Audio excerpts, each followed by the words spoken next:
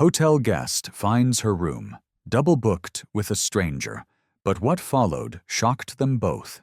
Emily Carter wheeled her worn leather suitcase through the marble lobby of the Grand Metropolitan Hotel, her travel-weary feet grateful for the plush carpet after 12 hours of navigating airport terminals and cramped airplane seats. The lobby buzzed with the sophisticated energy of international business travelers and wealthy tourists, a world away from the budget hostels and backpacker accommodations she'd grown accustomed to during her 3 months of solo travel through Southeast Asia. This hotel stay was a splurge, a reward she'd promised herself after landing her first freelance travel writing assignment with a major magazine. The piece about hidden gems in Bangkok had earned her enough to afford one night of luxury before returning to her modest apartment in Portland and the reality of building a career from scratch. "Welcome to the Grand Metropolitan," the desk clerk said with practiced professionalism as Emily approached the check-in counter. "Name for the reservation?" "Emily Carter, I have a booking for room 1247. The clerk typed efficiently, his expression shifting slightly as he reviewed his screen. "Ms. Carter, I show your reservation here, but there seems to be some confusion about the room assignment." Emily felt a familiar flutter of anxiety, the kind that came from months of navigating foreign countries where language barriers and bureaucratic complications were constant challenges. "What kind of confusion?" "Let me check with my supervisor," the clerk said, disappearing through a door behind the counter. While she waited, Emily studied her surroundings with the observational eye she'd developed as a travel writer. The hotel's lobby featured a stunning blend of modern luxury and classical elegance, crystal chandeliers, marble columns, fresh orchids arranged with museum-quality precision. The guests moving through the space carried themselves with the confidence that came from never worrying about whether they could afford their accommodations. The clerk returned with a woman in her 40s, wearing the authoritative expression of someone accustomed to solving complicated problems quickly and diplomatically. "Miss Carter, I'm Sarah Williams, the night manager.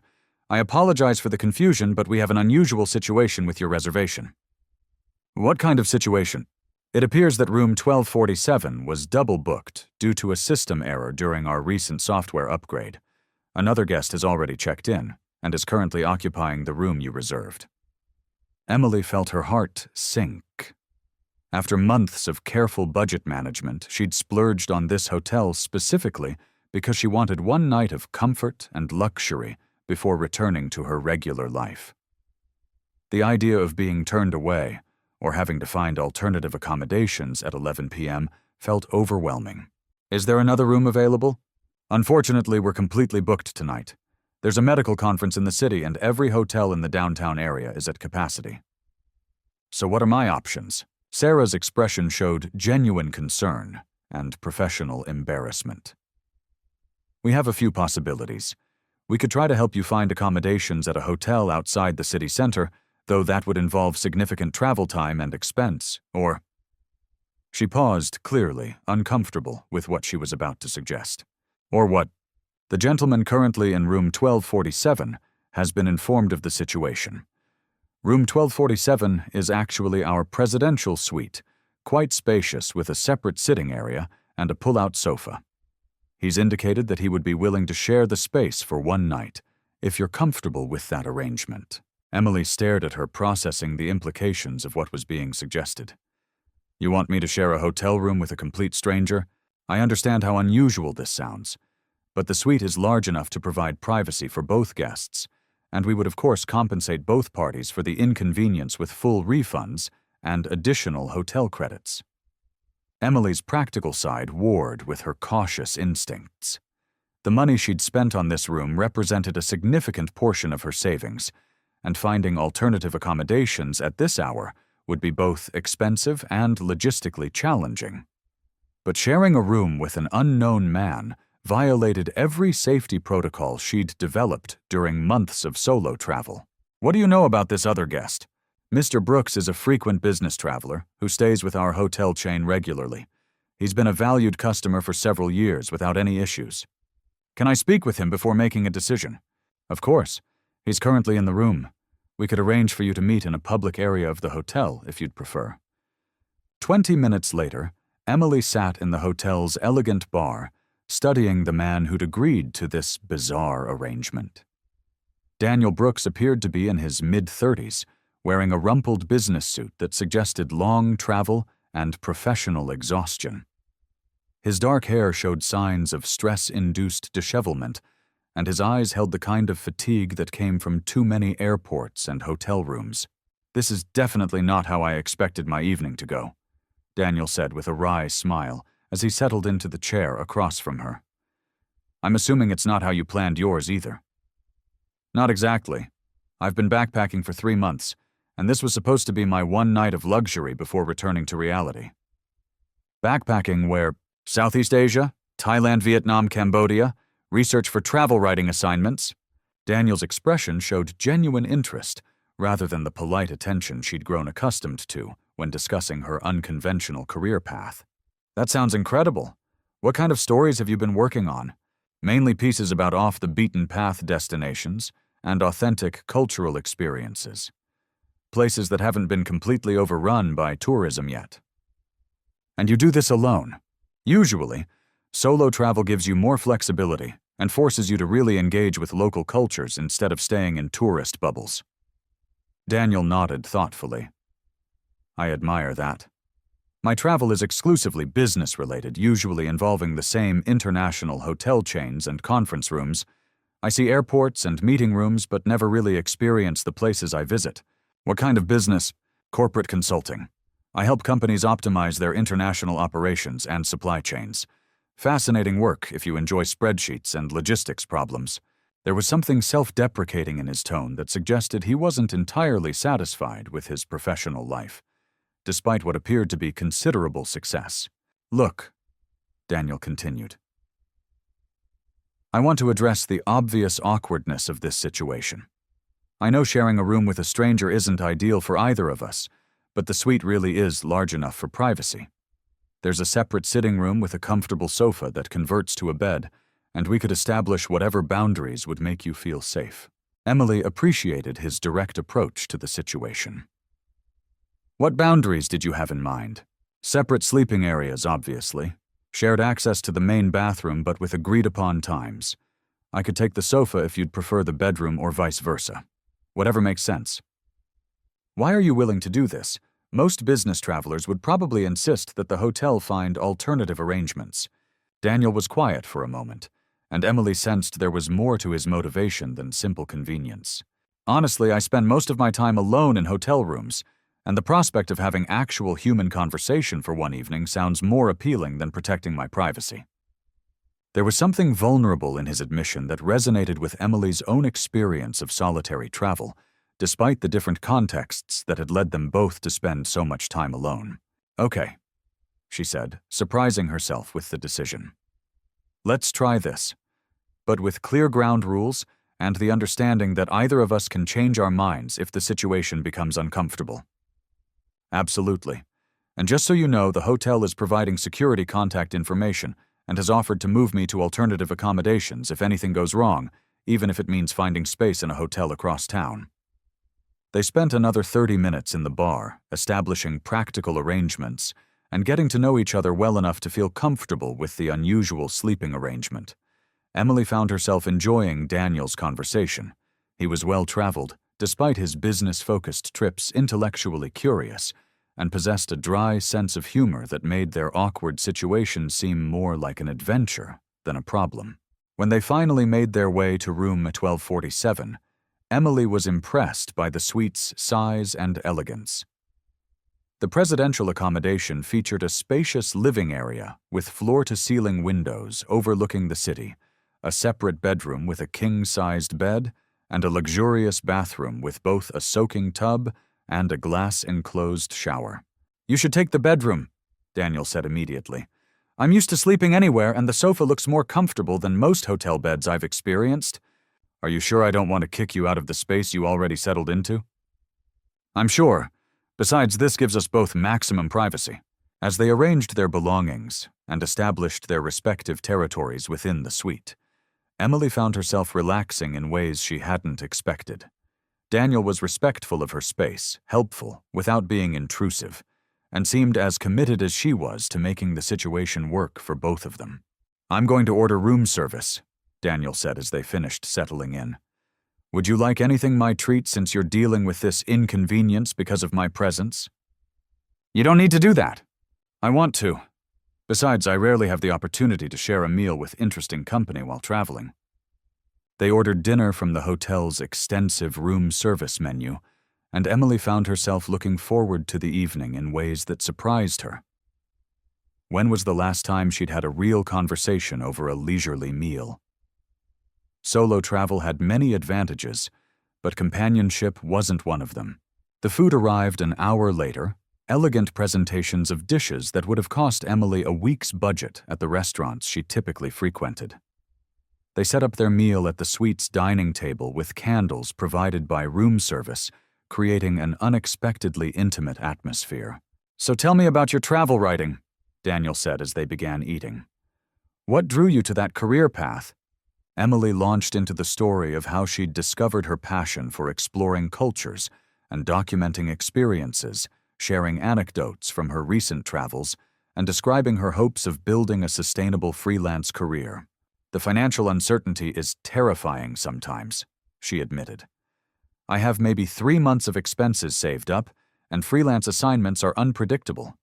But I've never felt more motivated or creative than I do when I'm exploring new places and writing about them." "What's your long-term goal?" "Ideally, I'd love to write a book about solo female travel, maybe develop a regular column with a major publication, possibly even host travel documentaries someday. But right now, I'm just focused on building a portfolio and establishing myself in the industry." Daniel listened with the kind of focused attention that Emily rarely experienced in social situations. Most people seemed to view her travel writing as an extended vacation rather than a legitimate career pursuit. "What about you?" she asked. "How did you end up in corporate consulting?" Daniel's expression grew more complicated as he considered the question. "Honestly, I fell into it almost by accident.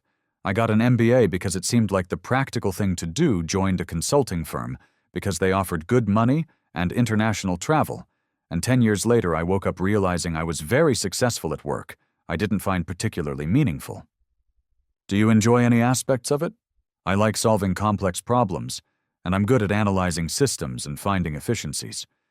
But most of my clients are large corporations focused on maximizing profits rather than creating positive impact. It pays extremely well, but it doesn't feel like work that matters." "What would matter to you?" The question seemed to catch Daniel off guard, and Emily realized she might have touched on something he hadn't fully considered. "I'm not sure anymore. When I was younger, I thought I wanted to do international development work, maybe help organizations improve infrastructure in developing countries. But I convinced myself that wasn't practical or financially viable." "What changed your mind?" "Student loans, family expectations, the appeal of a steady paycheck. All the usual reasons people abandon idealistic career goals."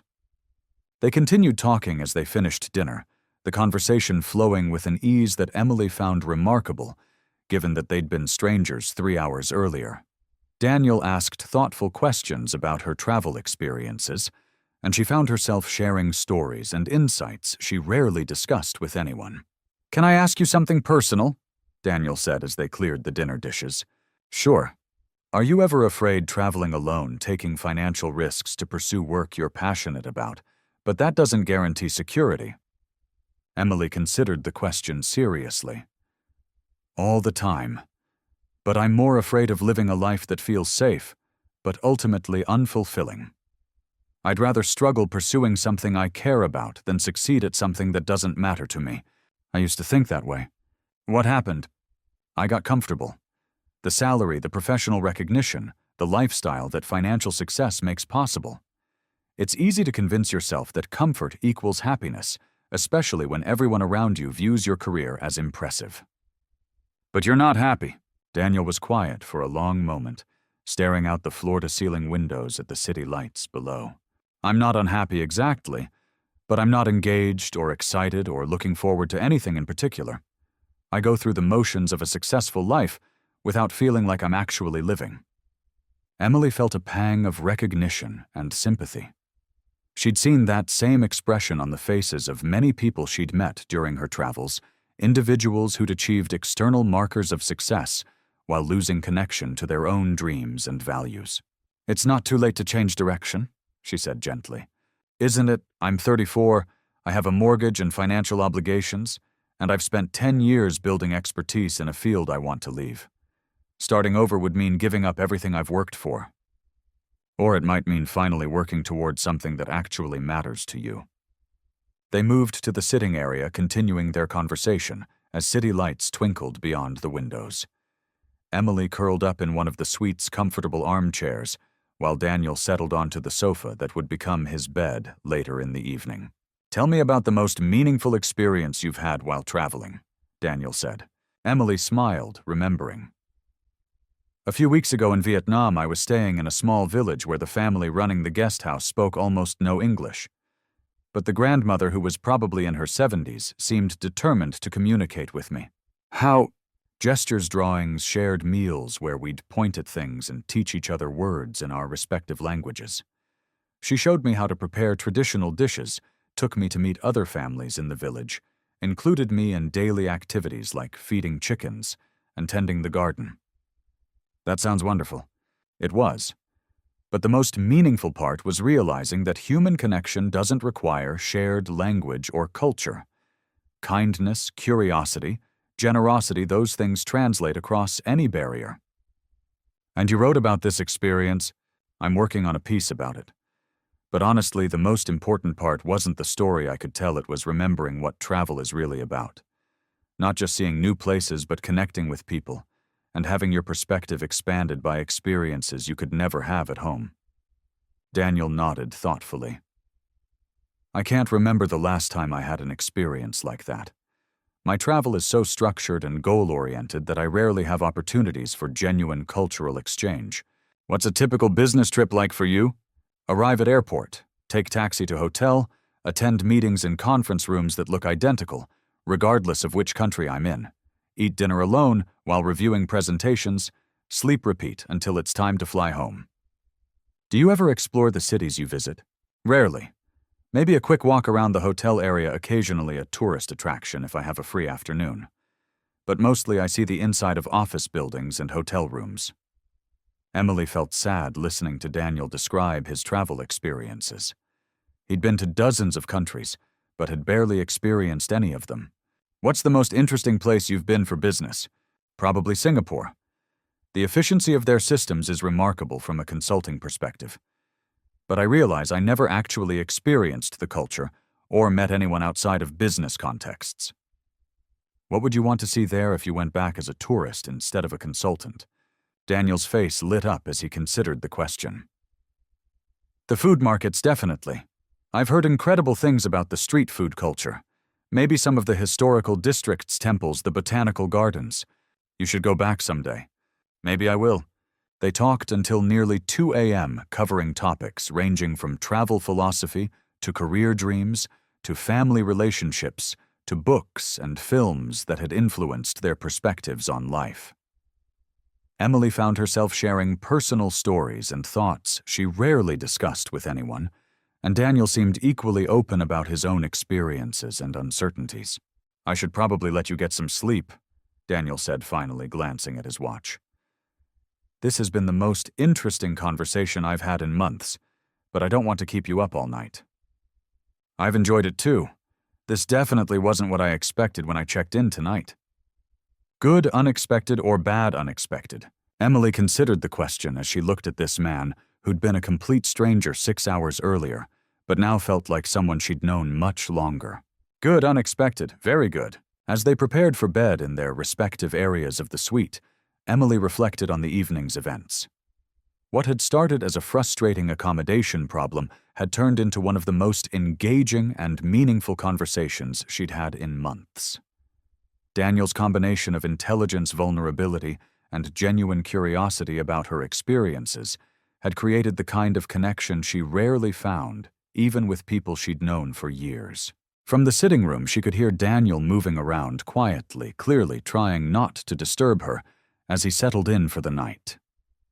The consideration he'd shown throughout the evening, insisting she take the bedroom, ordering dinner, listening to her stories with genuine interest, suggested a kindness and thoughtfulness that didn't match his description of himself as someone going through the motions of life.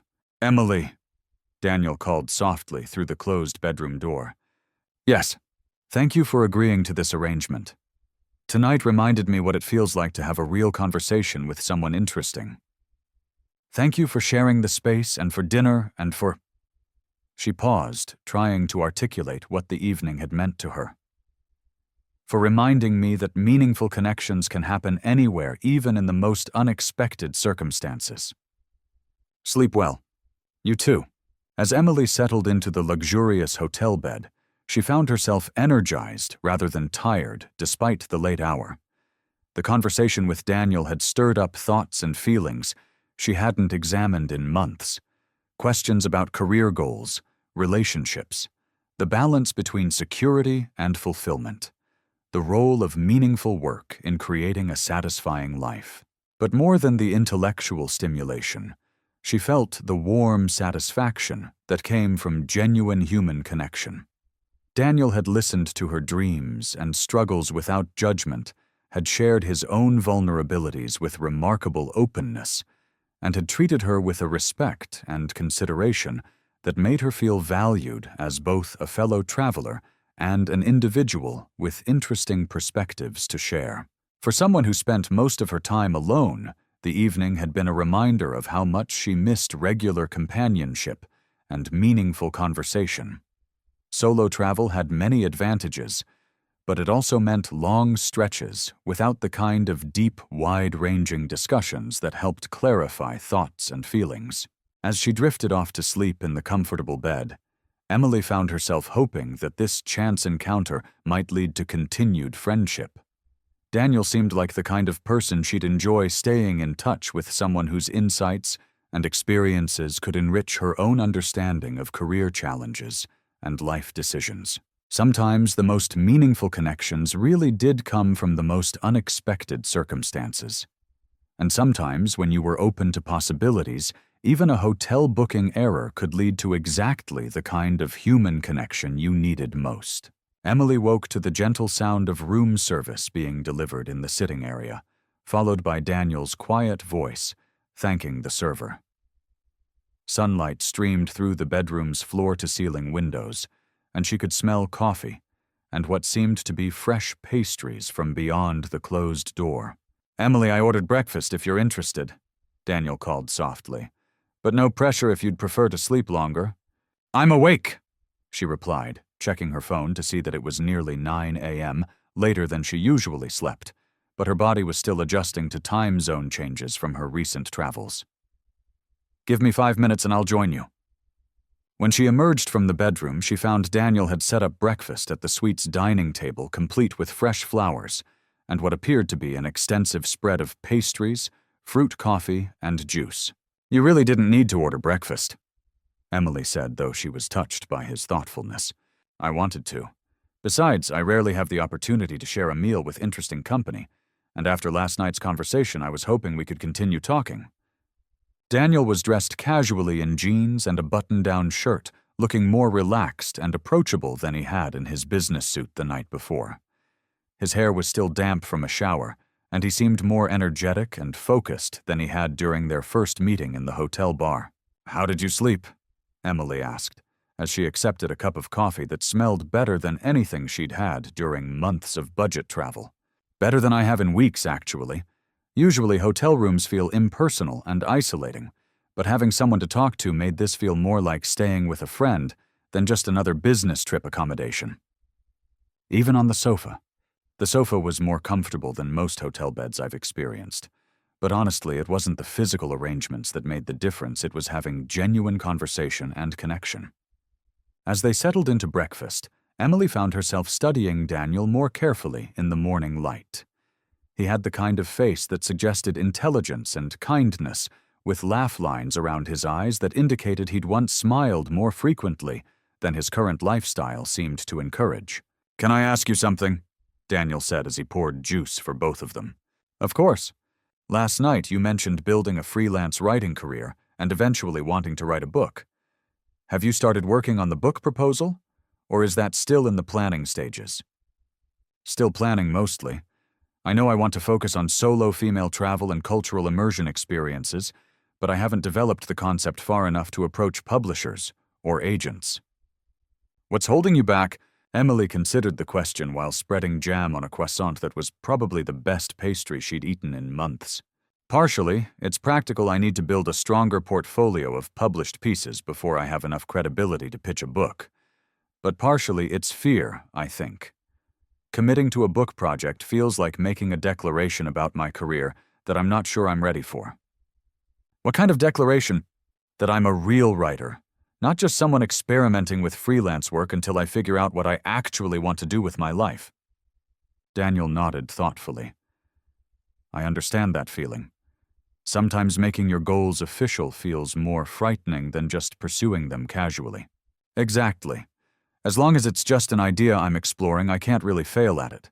But once I commit to writing a book and start submitting proposals, there's a chance I'll discover I don't have what it takes to succeed as a professional writer. Or you might discover that you're more talented and capable than you realize. That's what I'm hoping, but the uncertainty is terrifying. Emily, can I tell you what I observed about you last night? Sure. You spent 3 months traveling solo through Southeast Asia, navigating language barriers and cultural differences, finding stories, and conducting interviews in challenging circumstances, all while managing a tight budget and dealing with the practical complexities of international travel. That's true. That takes incredible resourcefulness, adaptability, and determination. Those are exactly the qualities successful writers need. The fact that you've already proven you can handle uncertainty and challenges suggests you're much more prepared for freelance writing success than you realize. Emily felt a warmth in her chest at Daniel's assessment. During months of solo travel, she'd rarely had anyone to reflect her experiences back to her or help her recognize her own capabilities. Thank you, that's really encouraging to hear. I mean it. Most people wouldn't have the courage to pursue freelance writing, and even fewer would combine it with solo international travel. You're already doing something remarkable. What about you? Emily asked. Have you given any more thought to what you said last night about wanting to do work that feels more meaningful? Daniel's expression grew thoughtful as he considered the question. Actually, yes. Talking with you made me realize how long it's been since I've thought seriously about alternative career paths. I've been so focused on maintaining the lifestyle I've built that I stopped considering whether that lifestyle actually makes me happy. And what did you conclude? That I need to at least explore options. Maybe not make dramatic changes immediately, but start investigating what kinds of work might be more fulfilling. Do you have any ideas about what that might look like? A few. International development consulting may be working with NGOs on infrastructure projects in developing countries, or possibly transitioning to sustainable business consulting, helping companies improve their environmental and social impact, rather than just their profit margins. Emily was impressed by how much thought Daniel had apparently given to these alternatives. Those sound like they would utilize your existing skills while addressing your desire for more meaningful work. That's what I'm thinking. The challenge would be accepting a significant reduction in income, at least initially. Is financial security more important to you than career satisfaction? I used to think so. But spending time with you has reminded me what it feels like to be excited about work and future possibilities. I'd forgotten how energizing it is to pursue something you actually care about. As they continued eating breakfast, Emily found herself even more impressed by Daniel's thoughtfulness and self-awareness. His willingness to examine his own motivations and consider significant life changes suggested emotional maturity and courage that she found attractive. Daniel, can I make a suggestion? Please. What if you started exploring these alternative career paths while maintaining your current work? Maybe do some volunteer consulting for NGOs, or take on pro bono projects with sustainable businesses. That would let you test whether this kind of work is actually more fulfilling without immediately giving up your financial security. Daniel's face lit up with interest. That's a brilliant idea. I could treat it like market research, exploring whether I actually enjoy this work as much as I think I would. Exactly. And if you discover you love it, you could gradually transition to doing more of that kind of consulting and less traditional corporate work. Why didn't I think of that approach? Because sometimes you need an outside perspective to see possibilities that seem obvious once someone else points them out. They spent the next hour discussing practical steps Daniel could take to explore career alternatives and strategies Emily could use to build her freelance writing business and develop her book proposal. The conversation felt like the kind of supportive brainstorming session Emily rarely had access to as a solo traveler and freelancer. I should probably start getting ready to check out, Emily said reluctantly as breakfast concluded. My flight back to Portland is this afternoon. Right, of course. I have meetings starting at noon.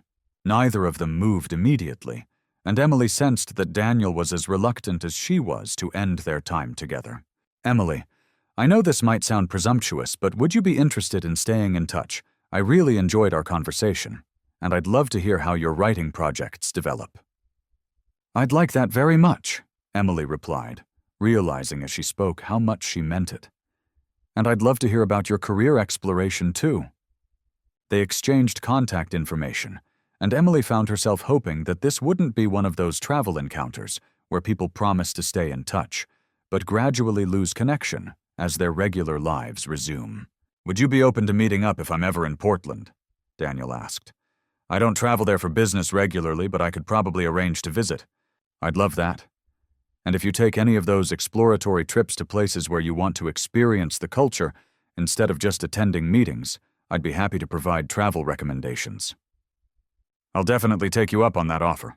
As they packed their belongings and prepared to leave the suite that had been their shared space for one unexpected night, Emily reflected on how dramatically her hotel experience had exceeded her expectations. She'd splurged on luxury accommodations hoping for comfort and relaxation, but instead had found meaningful human connection and conversation that had clarified her own goals, while inspiring her to think more boldly about her career possibilities.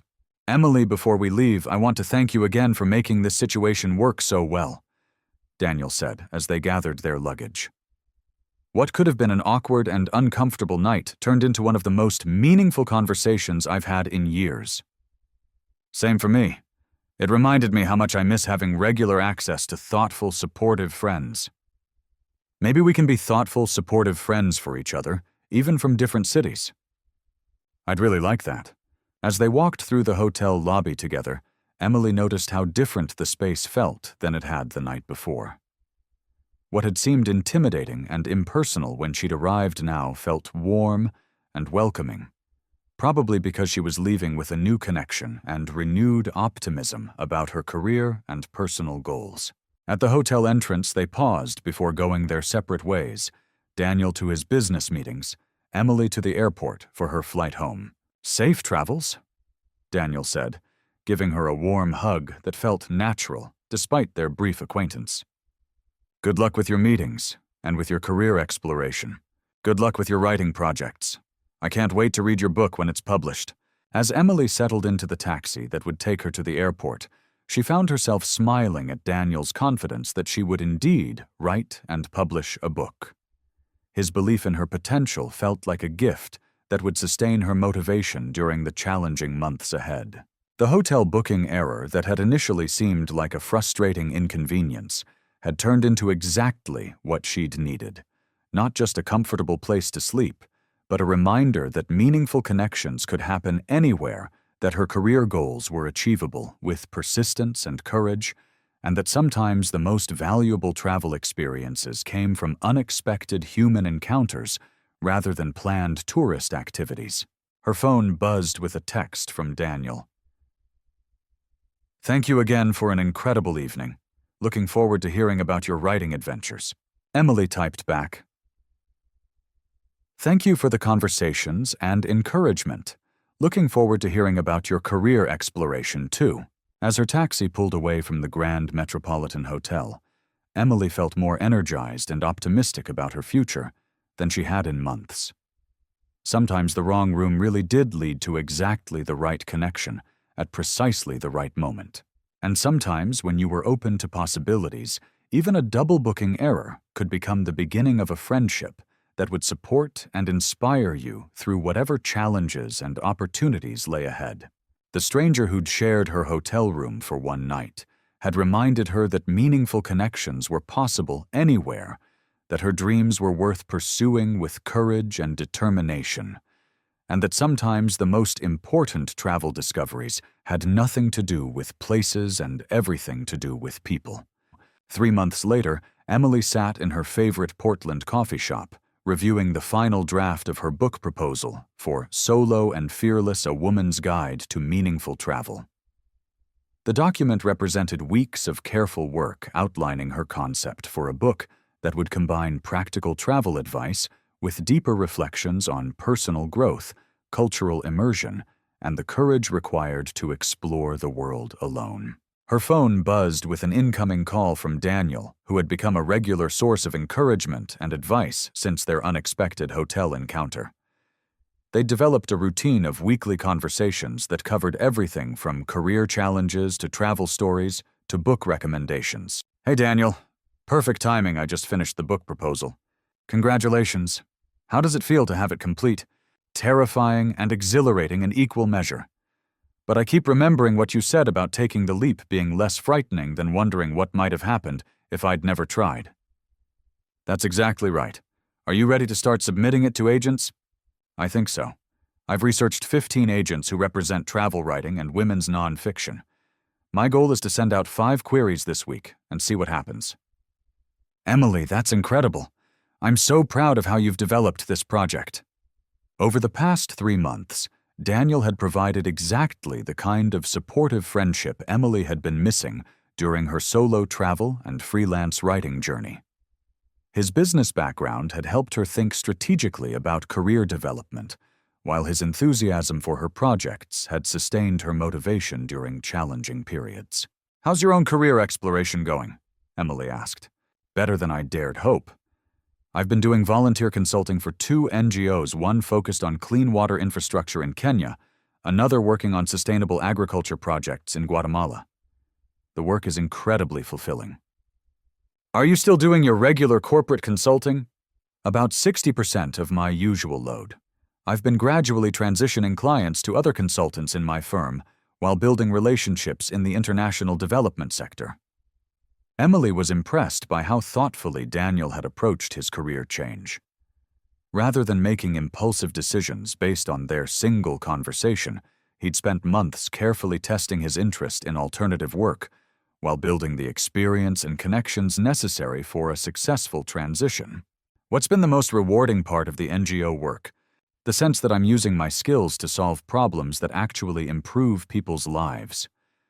Last month, I helped design a water distribution system for a rural community in Kenya, and the project coordinators sent photos of children having access to clean water for the first time. It was more meaningful than any corporate profit optimization I've ever worked on." "That sounds amazing. Are you planning to make the transition permanent?" "I'm hoping to by the end of the year. I've been talking with several organizations about full-time positions, and the salary reduction would be manageable if I adjust my lifestyle accordingly." "How do you feel about adjusting your lifestyle?" "Honestly excited. I've realized that most of my expensive habits, the luxury apartment, frequent dining out, high-end travel accommodations, were compensations for work that didn't feel fulfilling. When you love what you do, you need fewer external rewards to feel satisfied." Emily smiled, remembering their conversation about the relationship between meaningful work and life satisfaction. "It sounds like you've learned what I discovered during my budget travel, that experiences and purpose matter more than material comfort." "Exactly. Speaking of which, I have news that relates to your travel expertise." "What's that?" "I'm planning a trip to Vietnam next month, partially for the Guatemala agriculture project, since they want me to study similar initiatives in Southeast Asia, but partially because I want to experience the kind of cultural immersion travel you described." "Daniel, that's wonderful. Will you have time for non-work activities?" "That's what I'm hoping. I'll be there for 2 weeks with about half the time dedicated to project research and half available for personal exploration." "What cities are you planning to visit?" "Ho Chi Minh City and Hanoi for work meetings, but I'd love to see some of the smaller places you wrote about. Maybe the village where you stayed with the grandmother who taught you to cook. Emily felt a flutter of excitement as an idea formed. Daniel, this might sound crazy, but what if I joined you for part of the trip? I've been wanting to return to Vietnam to do follow-up interviews for articles I'm developing, and I could show you some of the places that made the biggest impact on me. Are you serious? Completely serious. I have enough savings to cover my expenses, and it would be incredible research for my book. Plus, she paused, realizing how much she'd been hoping for an opportunity to spend more time with Daniel. I'd love to travel with someone who appreciates both the practical and meaningful aspects of cultural exploration. Emily, that would be amazing. Are you sure you'd want to spend 2 weeks traveling with someone who's still learning how to be a tourist instead of just a business traveler? I can't think of anything I'd enjoy more. You're thoughtful, curious, and you ask exactly the kinds of questions that help me think more deeply about my own travel experiences. They spent the next hour discussing logistics itineraries and the practical arrangements for combining Daniel's work obligations with Emily's research goals and their shared interest in cultural immersion. I should probably mention something, Daniel said as their conversation was winding down. What's that? Over the past 3 months, our friendship has become really important to me. Not just for career advice and encouragement, but for the personal connection and shared interests. Emily felt her heart skip as she recognized something in Daniel's tone that suggested he might be addressing feelings she'd been developing as well. It's become important to me too, she replied carefully. I don't want to complicate our friendship if you're not interested, but I've been wondering whether there might be potential for something more than friendship between us. Emily had been asking herself the same question for weeks, but had hesitated to explore the possibility because their relationship had developed entirely through phone conversations and text messages. I've been wondering the same thing, she admitted. But I also want to be careful not to rush into anything that might change the dynamic of a friendship I really value. What if we use the Vietnam trip as an opportunity to explore that question? Spend time together in person. See how we connect when we're sharing experiences instead of just talking about them. That sounds perfect. No pressure, no expectations, just the opportunity to see whether the connection we've developed long distance translates to in-person compatibility. Exactly. After they hung up, Emily sat in the coffee shop thinking about the extraordinary developments that had emerged from a single night of shared hotel accommodations. What had begun as a booking error had led to a friendship that had supported her career, goals, encouraged her personal growth, and now might be evolving into something deeper. But even if the romantic potential didn't develop, as they both hoped the trip to Vietnam would represent something meaningful, two people who'd connected over shared values and interests, choosing to explore the world together, combining their different perspectives and experiences to create richer travel experiences than either could have alone. Emily's phone buzzed with a text from Daniel. Just booked my flights to Vietnam. Thank you for being willing to share this adventure with me. She typed back, thank you for being the kind of friend who makes adventures more meaningful. Can't wait to show you the Vietnam that changed my perspective on travel and life. That evening, Emily called her best friend Lisa to share the news about the book proposal, the Vietnam trip, and the possibility that her friendship with Daniel might be developing into something more. Let me make sure I understand this correctly, Lisa said with amusement.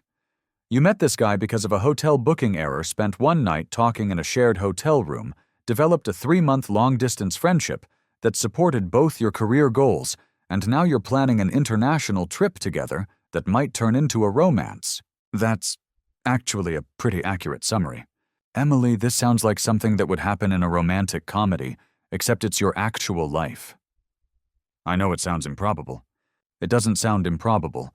It sounds like exactly the kind of thing that happens when you're open to possibilities and brave enough to take chances on unexpected connections. What do you mean? You could have insisted on finding alternative hotel accommodations that night. You could have kept your conversations with Daniel superficial and professional. You could have avoided suggesting the Vietnam trip because of romantic complications.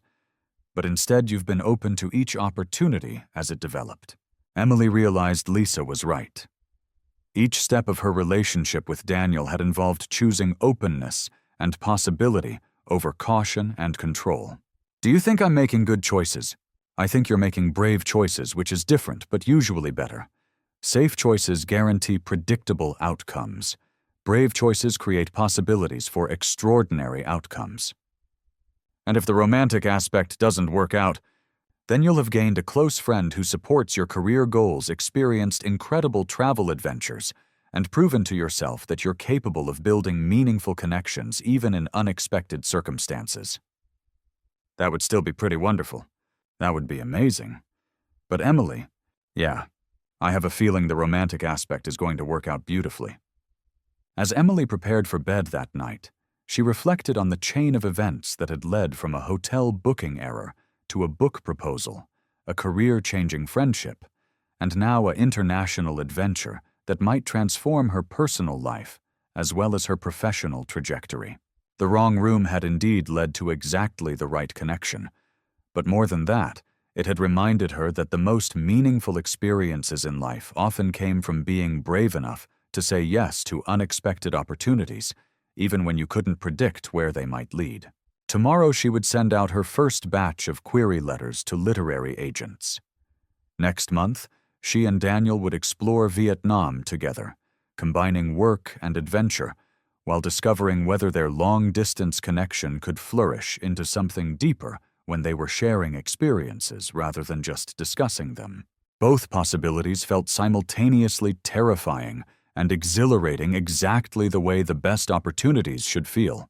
Her phone lit up with one final text from Daniel.